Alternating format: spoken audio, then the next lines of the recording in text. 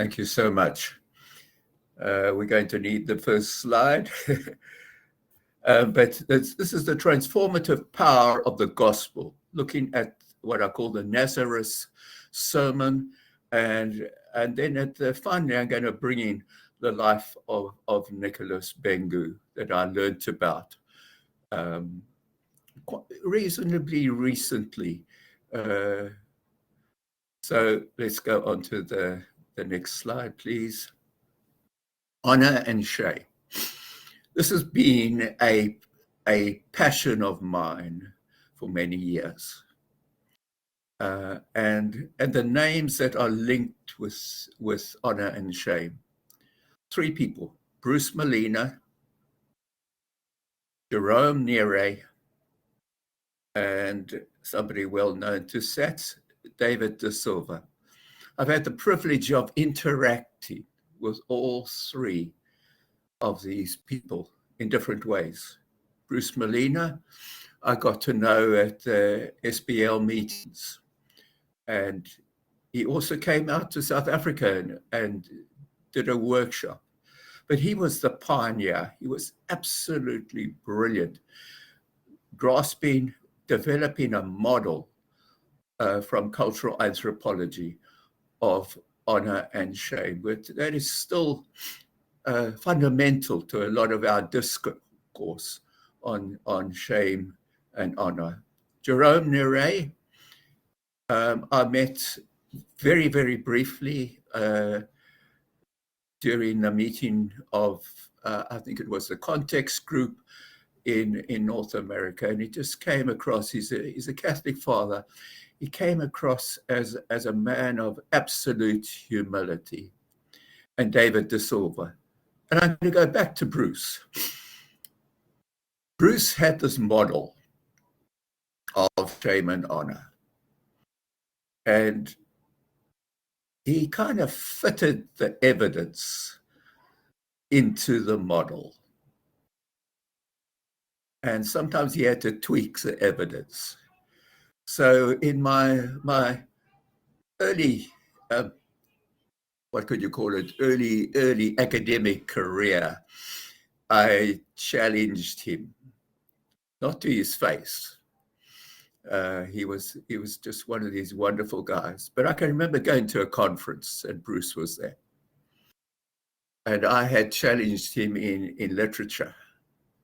Some of that means in publications that I'd written on shame and honor, and suggested maybe he was just stretching the evidence ever so slightly, and possibly he could do a better job at his citations, because he would give the reference the first time he from Pitt Rivers, and then thereafter he would simply say, this is what Bruce Molina says. So I've been very critical of him, but in South African publications. And I can remember going to this conference, and there was Bruce Molina. I thought, I wonder if he knows that I'm critical of him. So I was kind of sneaking past Bruce Molina, and he looked up and he said, "Hello, Bill." And I thought, no, there's absolutely no resentment. What a wonderful scholar. Jerome Nere, as I said, was much more reserved. And then David De Silva, I didn't interact with him directly. I interacted through publications. David wrote an article for the Dictionary of the Old Testament on honor and shame. And it is what I consider to be the best article that you can get on honor and shame. So wonderful there. And I'm just going to sneak this in. He supported my view. And so he says, Domeris says this, and he says, I think he's right. right. So I thought, yes, I've got it. And then a little bit further down in the article, however, Domeris got it wrong. So it was for me a wonderful lesson that was the arrogance of youth. We sometimes make statements which are not correct. Next slide, please. I want to talk about honor. One of the scholars I haven't been able to find the original source, but suggested that we should substitute the word honorable rather than blessed. Honorable are the poor in spirit, for theirs is the kingdom of heaven. Honorable are those that mourn, for they shall be comforted. Honorable are the poor, and it could be translated afflicted, for they shall inherit the earth. Honorable are those that hunger and thirst after righteousness, for they shall be filled. Especially those first four macarisms is the one way of talking about them. Blessings is the other way. Talk about the people who are in need. And the rest of the Beatitudes are the people that need to feed and to nurture and to care for those first three groups of people. And honorable are those that hunger and thirst after righteousness. Interesting, the Catholic Bible says after justice. So it's talking about people in need and people who can satisfy that need. And quite often the sermons tend to take the poor in spirit and those that mourn and the poor again, the afflicted, those that hunger and thirst, as a spiritual way. And I've always believed, yes, it's a spiritual sermon. But let me tell you, there really are people poor in spirit. I did a research of the term in spirit in the Old Testament. And I discovered almost without exception, the poor in spirit were the real poor. Those that mourn, and I think of the time of Jesus, and the people of Sepphoris who suffered at the hands of the Romans. The poor, and I've always, all my life, I have, since my Salvation Army background, growing up in Benoni, the folk who, just those ordinary people. So let's go on to the next slide, please. So what is the alternative to honor and shame? There was a book written by an American. I think his surname was Brown, but you Google Brown and honor and shame, and you get a TV program. So I didn't find the original article, but what he said was, he wrote this book on American, modern American, and looking at the way in which shame and honor, particularly honor, works in America. And he realized that, you could divide America, and if you look at America today, you could see the division.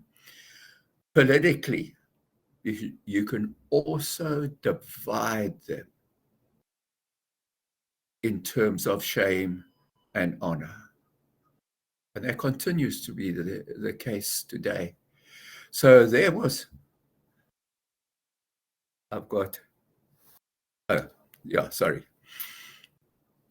getting little messages. But he came to the end of this book and he said, what would be the alternative to shame and honor? And he's anthropologist. And he said it would be dignity. Dignity. Said in shame and honor, you are judged according to how you measure up on the scale of honor, the scale of shame. But dignity, everybody has, or at least deserves, dignity. There's a song that goes, you can't take away my dignity, but you can. And we see that. People who've lost their dignity. So the alternative to shame and honor is dignity. And that led me in my thinking. Next slide, please. To the teaching of Jesus. This is building on the Beatitudes. Ulrich Loos wrote, a part of the salvation promised to the poor, the hungry, and those who mourn is already a reality in Jesus' acceptance of the dispossessed, in his common meals with them, and in the joy over God's love experienced in the present. And then I added Jesus' Beatitudes are not empty promises of something that will happen in the future. They are a language act that makes the kingdom of God a present event. Isn't that a marvelous, powerful, powerful thing? Next slide, please. So, as I've said, dignity offered by God knows no boundaries, as I should say. Craig Blomberg draws attention to the multiple ways in which Jesus, as host or principal guest, was seen to eat with people of all ranks, including tax collectors, women of dubious reputation, and foreigners. Jesus, in Matthew's Gospel, reveled, and this is me, it's not Craig Blomberg. Jesus in Matthew's Gospel reveled in the comments of his opponents, taking upon themselves the unsuiting descriptions, but not letting this interfere with his granting of dignity to the marginalized of his society. He openly welcomed the idea that he was the friend of tax collectors and sinners. Next slide. Jesus told a parable. I call it the parable of the worthy workers, well-known parable. And the way I understand it is it's a parable about Jesus' understanding of dignity. I use the Greek word worthiness as his statement. The laborer is worthy of his or her wages. The parable is part of Jesus' reaction against the prevailing values of his time, and specifically the honor code of the Greco-Roman culture, and is one of the clearest statements on the individual worth of people. And that's something I believe passionately in, is that people deserve dignity, no matter who they are. They deserve dignity. Next slide.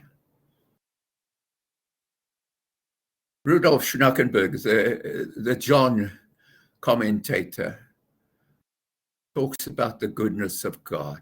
And he sums up what appeared in those days, 2002, to be the consensus, namely that the parable is more than an emphasis on a living wage.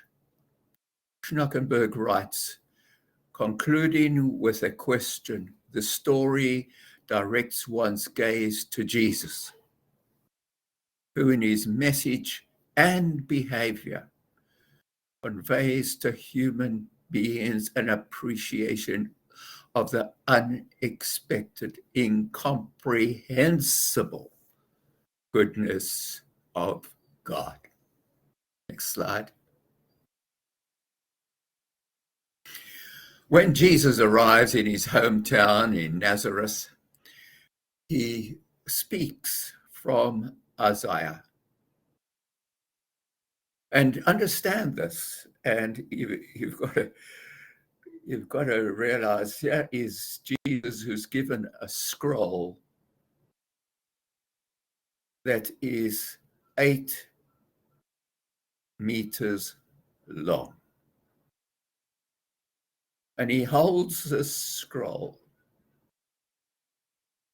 and he finds the place,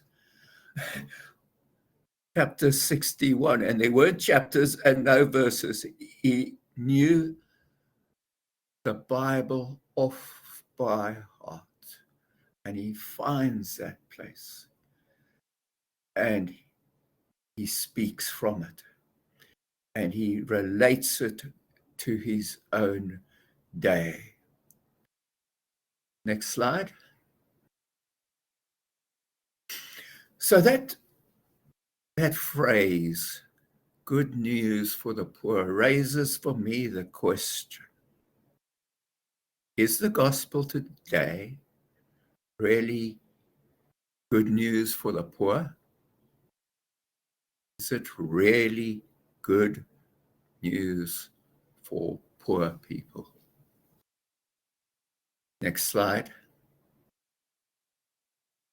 And to answer that question, I come to dear Nicholas Bhengu. Time magazine, 1959, I was 9 years old, termed him the Black Billy Graham. He started in, and what I liked about that is he started in his first evangelical, what could you call it? Tent crusades were in East London. So that's just a side, the Black Graham. And this is some comments made by Nicholas Bhengu, or let me say about him. There are no traces of native, tribal, or traditional customs in our great work. Yes, no, these are his words. I challenge any mission for comparison. We base our faith on the conduct, on the teachings of the New Testament.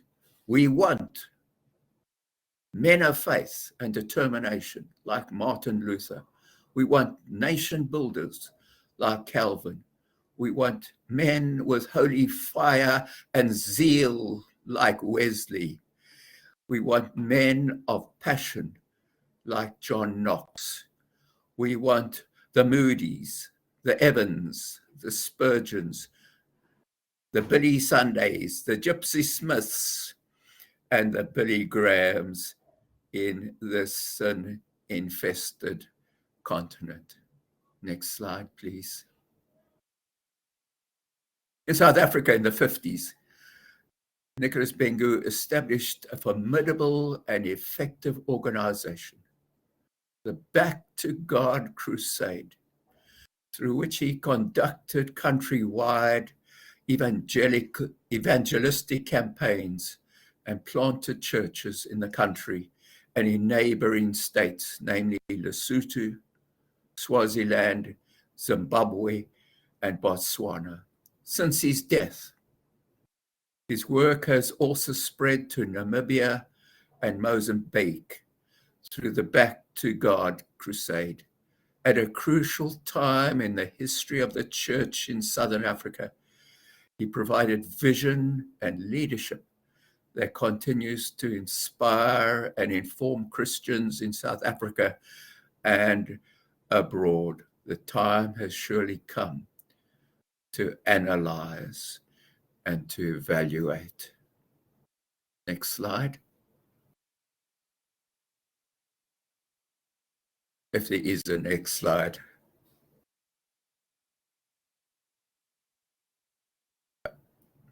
Okay, all right, thank you. So that is my little contribution today. And I think Bhengu is a reminder that just as ordinary people, we can make a difference. We can change a nation. We can change a nation, just the ordinary folk. So I thank you for listening to me.